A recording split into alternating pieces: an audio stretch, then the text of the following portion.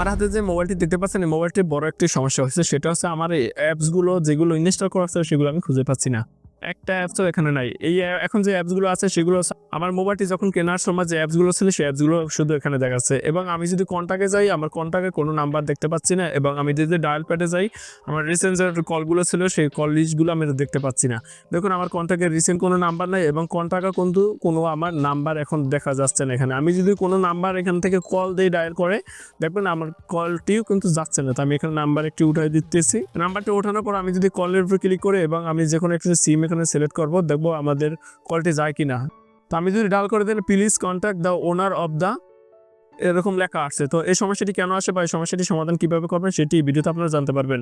আপনার যে কোনো মডেল হইতে পারে, যে কোনো ব্র্যান্ডের হইতে পারে, মোবাইল একই সিস্টেম কিন্তু আপনারা সমস্যাটি সমাধান করতে পারবেন। আমি এখন যেটি দিয়ে দেখাচ্ছি সেটা হচ্ছে ভিভো মোবাইল। এবার ফোনে গেলে আপনারা দেখতে পাচ্ছেন ভিভো Y17S যে মোবাইলটি দিয়ে আমি সমস্যাটি সমাধান দেখাবো বা এই সমস্যাটি হয়েছে।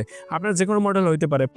সমাধান করার জন্য প্রথমে আপনারা সেটিং আসবেন। সেটিং আসার পর এখান থেকে সিস্টেমের উপর ক্লিক করবেন। সিস্টেমে ক্লিক করার পর মাল্টিপল ইউজার এখানে ক্লিক করবেন। এখানে ক্লিক করার পর আপনার সামনে এইভাবে চলে আসবে।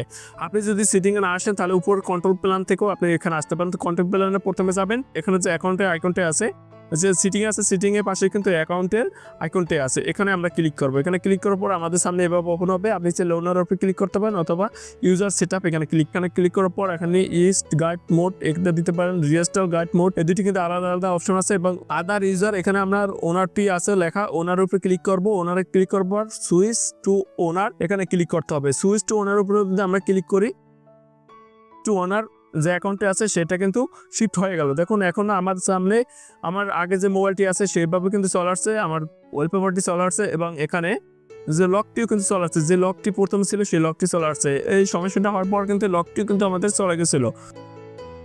আমি লকটি খুলে দিলাম এবং আমার মোবাইলে যতগুলো সফটওয়্যার ইনস্টল করা ছিল সেই সফটওয়্যারগুলো কিন্তু এখন এখানে চলে আসছে টোটাল। এবং আমার যে মেসেজগুলো ছিল সেই মেসেজটা চলে আসছে এবং এখান থেকে আমি যদি ডায়াল করি, ডায়াল রিসেন্ট যে নাম্বারগুলো ছিল সেই নাম্বারগুলো চলে আসছে। কন্ট্যাক্টে গেলে আমরা দেখতে পাবো সেই নাম্বারগুলো সবকিছু আছে এবং আমি যদি চাই এখন এখান থেকে কিন্তু কলও দিতে পারবো। তো আমি এখানে একটি নাম্বারে কল দিয়ে দেখাচ্ছি আপনাদেরকে। তো আমি যদি সিমের উপরে ক্লিক করে কল দিয়ে দিই তাহলে দেখুন আমার নাম্বারে কিন্তু কলটি চলে গেছে।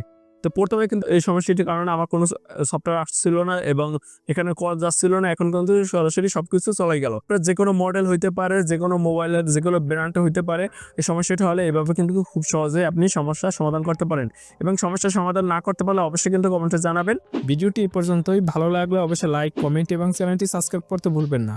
আর যদি অলরেডি চ্যানেলটি সাবস্ক্রাইব করে থাকেন, থ্যাংক ইউ সো মাচ। কোনো বিষয়ে জানার প্রয়োজন হলে, কোনো সমস্যা পড়ে থাকলে মোবাইল অথবা কম্পিউটারে অবশ্যই কমেন্টে জানাবেন। ইনশাআল্লাহ সমস্যাটির সমাধান দেওয়ার চেষ্টা করব।